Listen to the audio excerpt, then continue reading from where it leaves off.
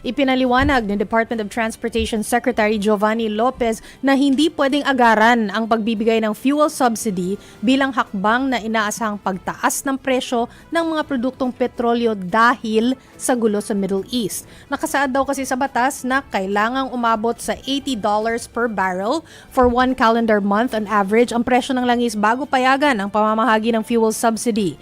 Dagdag pa ni Lopez, kailangan din mapag-aralan munang mabuti ang hiling ng transport groups na taas pasahe dahil makakaapekto din ito sa presyo ng ibang pangunahing bilihin.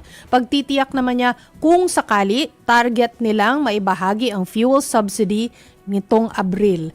Mas clarification lang kasi narinig ko si Pangulong Bongbong Marcos na sabi niya ang fuel subsidy ay kapag mas mataas na sa $80 per barrel. So $80 per barrel. $80 per barrel ang trigger point niya kasi nasa batas natin yan. Tapos, actually medyo kasi humihingi ng increase sa pasahe yung transportation sector natin. Pero kasi ang isa dun sa mga in-enumerate ni PBBM, bibigyan nila ng kumbaga option para mabigyan ng mas mababang pasahe sa public transportation yung mga ordinary workers to help them.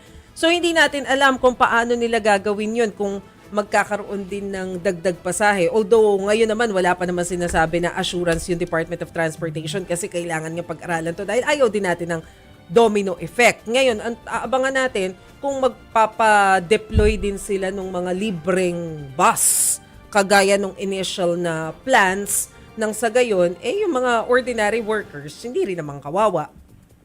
Di ba? Yeah.